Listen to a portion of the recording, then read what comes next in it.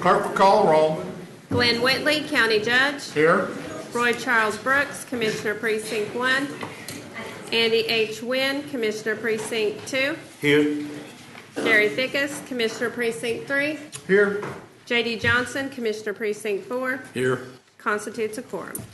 Thank you. Our invocation today will be delivered by Craig Maxwell from our auditor's office. After the invocation, please remain standing for our pledges. Thank you, Craig. Thank you, Judge. Commissioners, if you'll bow your head. Lord, we bow before you, realizing you have bestowed upon us many blessings, but we cannot possibly see all the things you have provided us. We trust in your word that you will give us strength, courage, understanding, and the ability to know right from wrong. Let us be thankful for each day is an opportunity to make a difference. Those differences may seem small, but however small, may they be actions from your heart. Lord, give us a heart of love, and may we try to be a little kinder in our thoughts, our actions, and what we say to others. Do not wait till tomorrow to forgive or to say thank you. We ask that you give us the strength and the will to provide something to those in need everywhere, and especially those who are still struggling on the Texas coast, to those who are still going down to the Texas coast to help in whatever way they can, to those responders who risk their life to help others during the Las Vegas shooting. We have lots of opportunities. All it takes is a will to help. Also look out after those who protect our freedom. I ask this prayer through Jesus Christ, your Son, our Redeemer, who is your word, who is our example by which we should all aspire to follow. In your name we pray. Amen. Amen. I pledge allegiance to the flag of the United States of America and to the republic for which it stands, one nation, under God, indivisible, with liberty and justice for all. Honor the Texas flag. I pledge allegiance to thee, Texas, one state, under God, one and indivisible.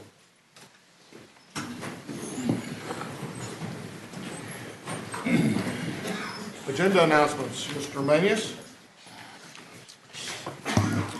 Thank you, Your Honor. Members of the Court, we have two announcements relating to the agenda this morning. The first is under the County Administrator section, item 9A3. This is the contract with the Access Group. We're going to hold that, actually remove that from the agenda itself. Then members of the Court, under purchasing, item 9F6. That is a consent item. We're going to hold that item for a week, and it concerns the Courthouse Technologies software. Also, members of the Court, there is an announcement this morning, and I think Ms. Wilson has that announcement or recognition.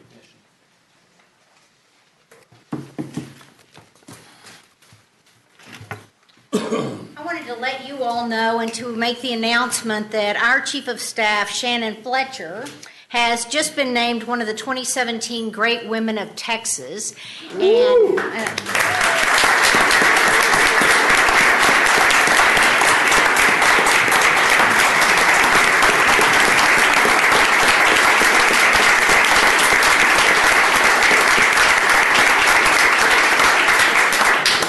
so Commissioner Brooks is not here, so I can say how happy I am that I hired her away from him when I took office. She has been an amazing person for our office because, as you know, she's Chief of Staff and completely reorganized how we did our office and runs the entire business side of our almost $43 million budget. This award is given to women throughout Texas who not just are amazing at their business skills, but also because of their contributions to the community. And you all may not realize that Shannon is on several boards, and she juggles that as well as what she does here. And she's a frequent speaker to young women and young students about, how important it is to have goals in life and be successful. So we're very proud of Shannon. I wanted to let you all know. Thank you. Thank you. Congratulations again, Shannon. Thank you. Court members, you have before you the minutes of our regular meeting of October the 3rd. Move approval. Second. We have a motion and a second. Please vote. Motion passes unanimously.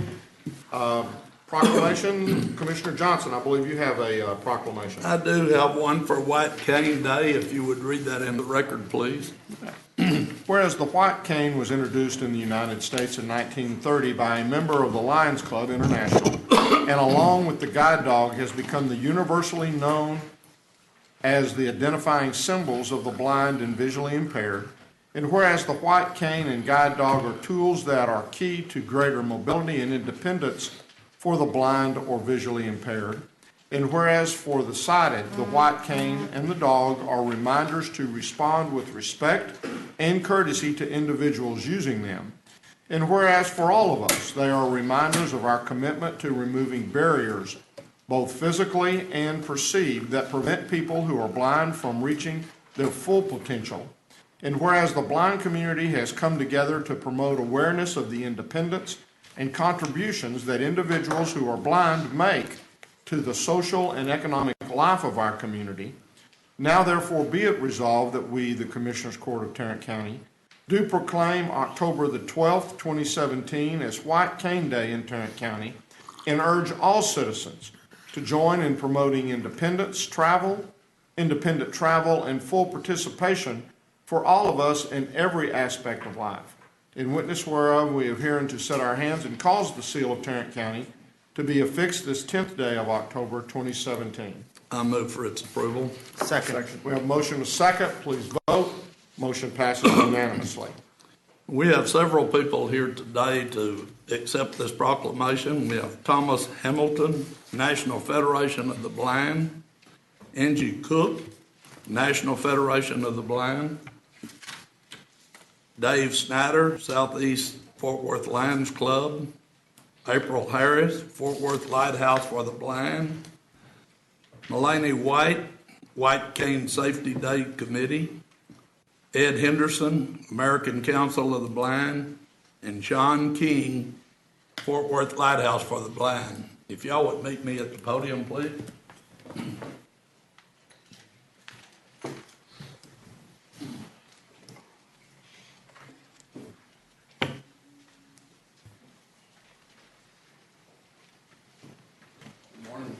Hello, how are you?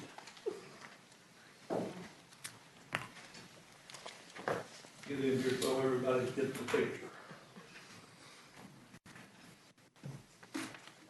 Get real close to me. How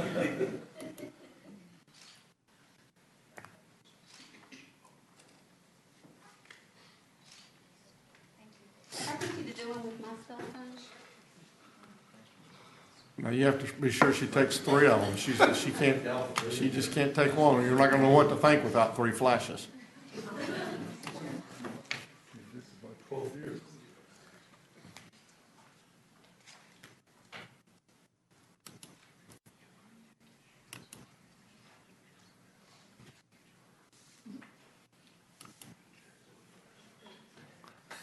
Thank you.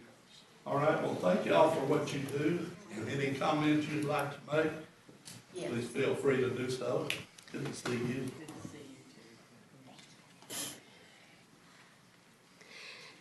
Yes, I want to thank you all, starting with you, Judge Whitley, and the commissioners for this honor. This Thursday, we are celebrating White Cane Day, which brings an awareness of the white cane laws, which protect pedestrians who are blind or visually impaired. And this year, we are having approximately 300 participants, both as people coming to participate and as volunteers. And our theme this year is superheroes. And we will have a scavenger hunt where we will locate different superheroes along the path to find out what these successful adults have done to be successful. And so our students, I think we have students from 22 school districts in Tarrant County and surrounding areas coming, and many adults. We have volunteers from the Lions Clubs and all over walks of life coming to help volunteer. And so I will ask you, first, Commissioner Johnson, I really want to appreciate you. You've been an ongoing support for us, and I appreciate that. And the thing I want to ask all of you all is, our theme this year is we can cross streets without vision. What's your superpower? And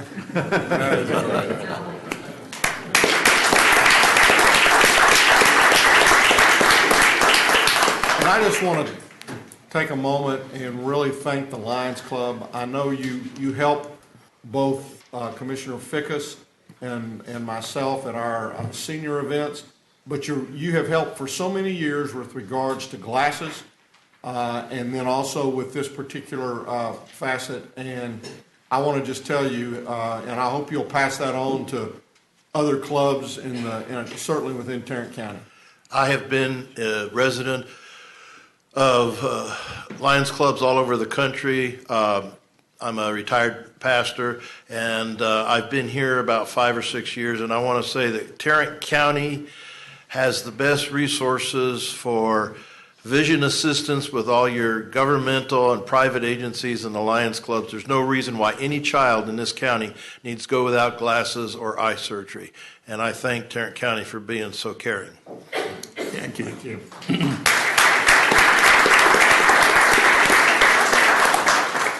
Members, you have before you our consent agenda. Move approval. Second. We have a motion and a second. Any discussion? Please vote. Motion passes unanimously. I believe we have a public hearing. Ms. Ward.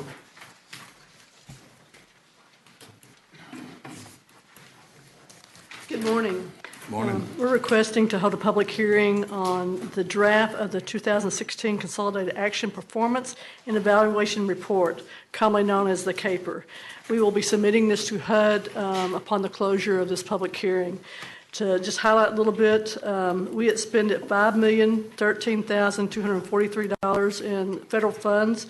We leveraged $1.2 million in city funding, and with that, we rehabilitated 45 houses.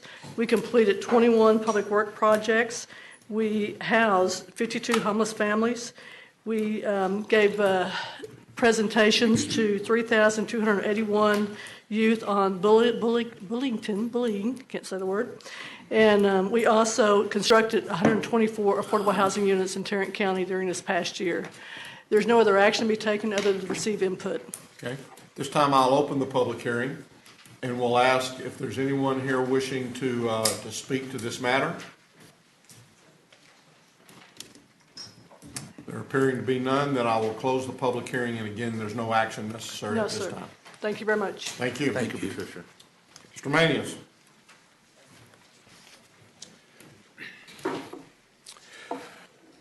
Members of the court, we have 4 items to bring to you this morning.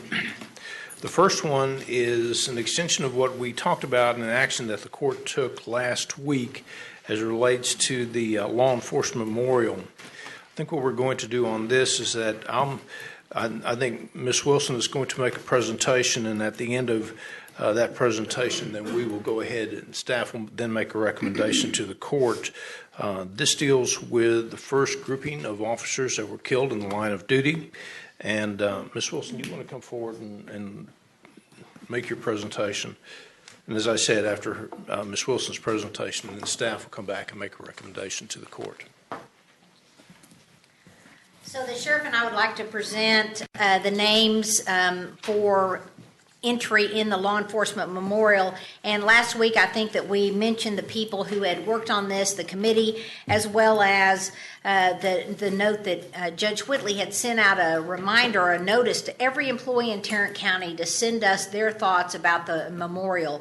And we named last week Janice Pledger with the Child Support Office as submitting the winning concept. We also recognized 2 people, Pat Howe and Jerry DeWeese, who proposed the words for the memorial. And then 3 people were very beneficial and helpful in doing the research to get these names, and that was Tarrant County Sheriff's Deputy Howard Kotarski, Kevin Foster with the Fort Worth Police and Fire Memorial, and Dr. Don Youngblood with the Tarrant County Archivist. So our request as the committee is for you to approve each of the names that are listed here.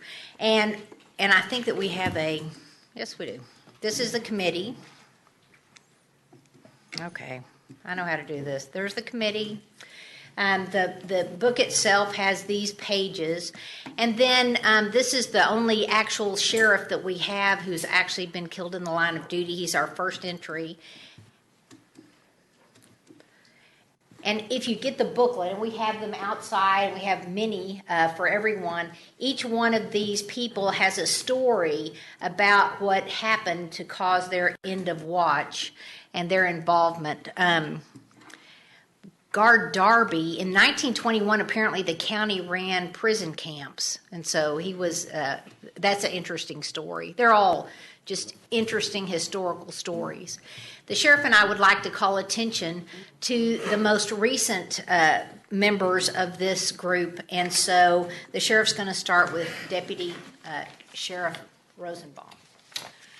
Deputy Clerk Rosenbaum had came to the sheriff's office in 1981 as a patrol deputy, and while on patrol in December of 1983, he came across two vehicles on the old Decatur Road. And he decided to conduct a quick investigation, and he interrupted what appeared to be a drug deal going on. And he was fired upon by the suspects, and he was wearing a bulletproof vest, which very few officers wore in those days. And it was a .357 Magnum round that went between his vest and was a fatal round. He was 28 years old. Both suspects were captured, and one of them was by the name of Ferris, was sentenced to death by the jury and was executed in 1999. Deputy Rosenberg was employed to be the first killed in the line of duty in 40 years, and he was survived by his wife, Cindy. Also, we have Deputy Sheriff Frank Howe. Okay. Got it? Okay, yeah, technology. I apologize. By the way, on a side note, Sharon Wilson did these books. She put it together. She was at the tip of the spear, and they're absolutely incredible, aren't they? Well done. The next one is Deputy Frank Howe. Interesting career that Deputy Howe had. He came to work at 17 years old at the city of Lake Worth as a dispatcher. His law enforcement career started when he was 17. He also served not only at Lake Worth, he served at Watauga as a police officer, Richland Hills, Forest Hills, and Benbrook. And he was also the municipal judge at Saginaw. And on November the 3rd, 1986, Deputy Howe noticed a suspicious vehicle sitting behind the VFW at 400 West Felix in Fort Worth. As he got out of his car and approached, while he was questioning the occupants, one of the suspects began to resist and gain control of Deputy Howe's gun. The suspect then shot and killed Deputy Howe as he was attempting to call for backup. He was 38 years old. The longest manhunt in Tarrant County history, and it was conducted. The suspect had fled to Mexico, where they refused to extradite because, we were asking for the death penalty. However, he was sentenced to 40 years in a Mexican prison. Deputy Howe was survived by his wife Penny and 3 children, James, David, and Jason, and Jennifer, but also survived by his brother Pat Howe, who participated in this memorial, long-running employee of Tarrant County, and currently works for Commissioner Johnson up in at the road service. Now I'll turn the mic back over to our Madam DA. Our next two entrants in this memorial are 2 officers who I'm sure everyone remembers when they died. They were actually both killed at the same time in the line of duty. Deputy Sheriff Thomas J. Smith had worked for the Tarrant County Sheriff's Office for 12 years. Before that, he was a law enforcement specialist with the United States Air Force, had worked for the River Oaks Police Department, and while he was at the Sheriff's Office, he'd already received many letters of commendation in his work in warrants and criminal investigations. And the next, Lieutenant George Maurice Hendricks was with the Tarrant County Sheriff's Office, and he worked as a patrol officer before he came to us as a Euless Police Department and Shreveport Police Department. He served active duty in the United States Army. At the time of his death, he was a colonel in the United States Army Reserve. In the sheriff's office, he'd worked his way up from 1991 in 6 years from being a detention officer and then to being a lieutenant at the Tarrant County Sheriff's Training Academy. Both of these men, on September the 17th of 1997, were participating in a helicopter surveillance flight in an attempt to find stolen motor vehicles. During takeoff, the helicopter crashed. Bystanders pulled Lieutenant Hendricks and Deputy Smith from the wreckage and attempted CPR, but were unable to save them due to extensive injuries. Lieutenant Hendricks was 51 years old and was survived by his wife, Marcia, and his son, Mark. Deputy Sheriff Smith was 45 years old and was survived by his wife, Kathy, and 2 children, Jennifer and Lonnie Ray. And of course, as of September the 7th, 2017, we said goodbye to Constable Mark Diebold. Mark was with Constable Precinct 5 for 9 years. Prior to that, he was with the Sheriff's Office from 1994 to 2008. Best known for delivering a baby on the side of the road after he pulled a Jeep over for speeding. And then, since then, at that year anniversary, he was having a tea party. He was participating in our joint SWAT operations on September the 7th when he was finishing up the qualifications. And that wasn't just a shooting qualification, that was a SWAT qualifications. A lot of people, he had to run 300 meters in a sprint, and then put on a gas mask in level 4, and then gauge several targets, and was moving all the time that was going on. And afterwards, he walked back to the finish line and offline where the other officers were gathered and expressed how blessed he was. And then, unfortunately, had a sudden death heart attack there on the scene. He is survived by his wife, Jennifer, and in their 3 daughters, Trinity, Courtney, and Victoria, our most recent officer, on September the 7th, 2017. Thank you.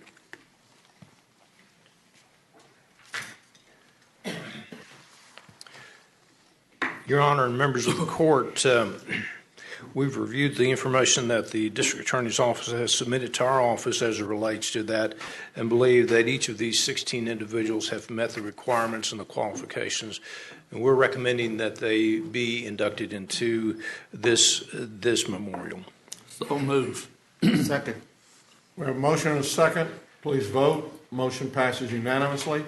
And I would like to take a moment and introduce Janice Pledger, who's with us today. Please stand. Janice, is the one who submitted the design that the committee ended up selecting. As Sharon mentioned, we had other recommendations that we have also put into that, but Janice's design was the one that we went with and that we felt most comfortable with. She, after last week's meeting, she sent me an email that basically said, the one I submitted was one I saw from another state with some changes made to it to make it ours, to suit the county and to complement the 1985 courthouse, the star, the county seal, the peak granite, Texas wildflowers planted around it. I wanted it to be subtle, humble, and respectful to the fallen. A pretty, peaceful place where their families could visit and be proud, and a place that the general public could have a sense of the sacrifices so many have given. Janice, we appreciate very much your thought that went into this, and we're excited as we move forward, and I know you are also. So thank you for being here today.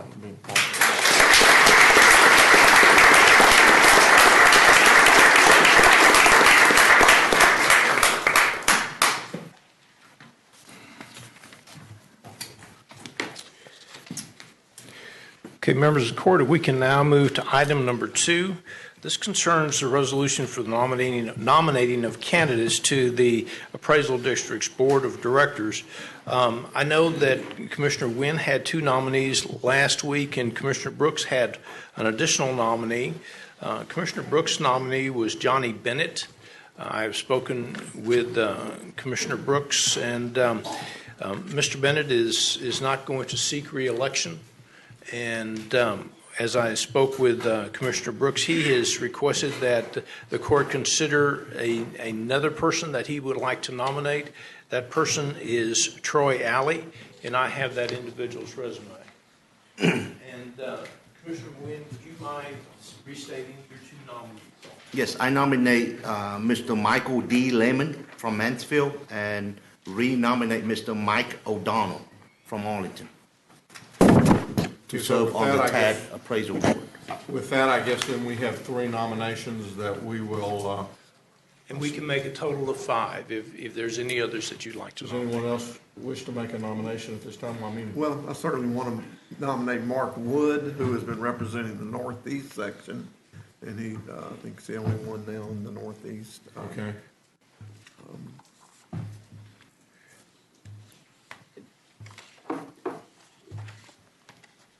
So that would be 4. We've got, if anyone has another name, that would be one more that we would have, and that would be our 5.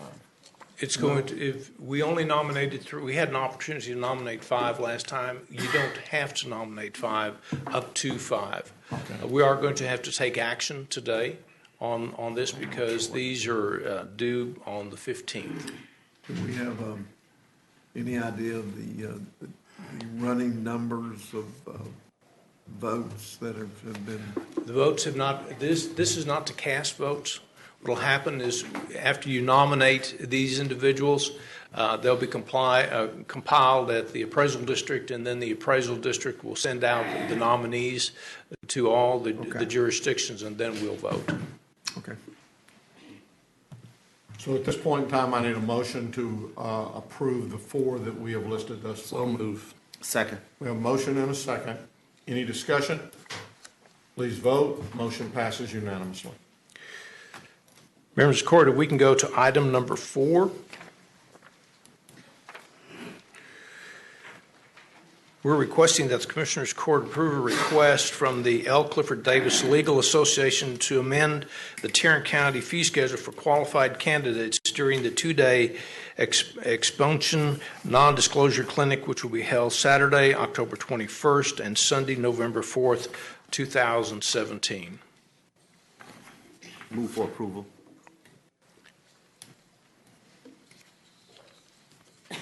I'll second. We have a motion and a second. Any discussion? Please vote. Motion passes unanimously. Finally, members of court, on item number 5, we're requesting that the court accepts a $25,000 donation from the Tarrant County Housing Finance Corporation to support the Household Stabilization Discretionary Fund. Move for approval. Second. We have a motion and a second. Please vote. Motion passes unanimously. Bless you. I knew it was coming. Thank you, Your Honor. Thank you. Ms. Glenn. Whoops. Good morning. Good morning. Good morning. We have 2 items for your consideration. The first is we asked you to receive and file the personnel agenda. So moved. Second. We have a motion and a second. Any discussion? Please vote. Motion passes unanimously. Thank you. Our second item is to approve 2 extensions of project employment for the district clerk's office. This is to continue those employees working on the destruction of records project. The impact to the district court records technology fund will be approximately $100,000. Move for approval. Second. We have a motion and a second. Please vote. Motion passes unanimously. Thank you. Mr. Beecham.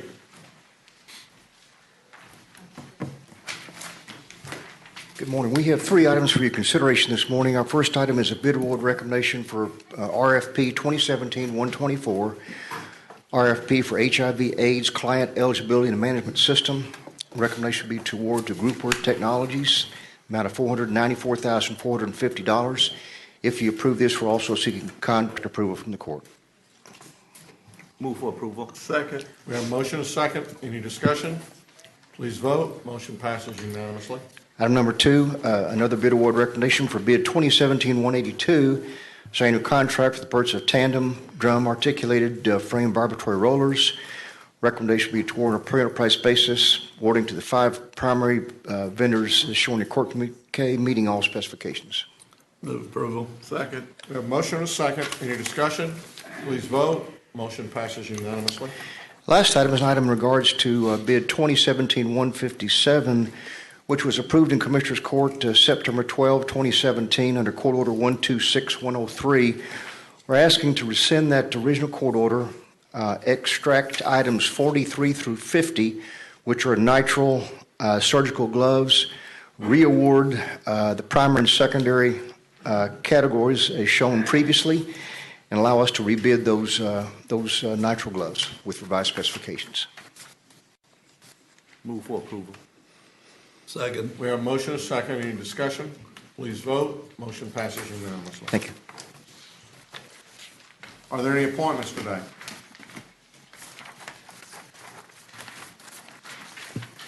Then you have before you the claims, including the addendum.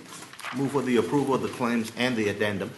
Second. We have a motion, a second, to approve the claims, including the addendum.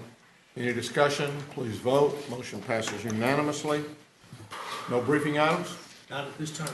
No, we got them all last week. Yeah. That's good. Made a nice long meeting. At this time, we will recess our open meeting, proceed to close to discuss items exempted under sections 551.071, 072, 074, 076.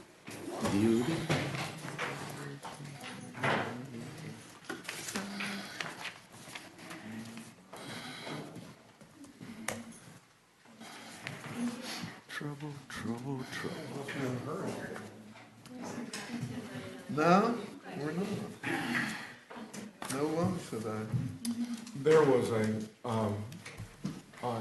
article done through RFD TV. Pam Minnick, is on early in his Clydesdales. Really, I didn't see it. Yeah, it was recorded, I think, Sunday at 4 or something like that. But you might look and just, because I think they repeated at times, but it was General Johnson. It refers to JPS a couple of times. Which one it's on? I think, it's RFD. Yeah. Rule. And I think It's 345. 345. You're right. Channel. They were in Comanche on County direct. last week. Doing what? What are you Doing talking a about? pecan picking deal. It's a program on RFD about Robert and his horses. Having returned from our closed session, there being no business to conduct at this time, we stand adjourned.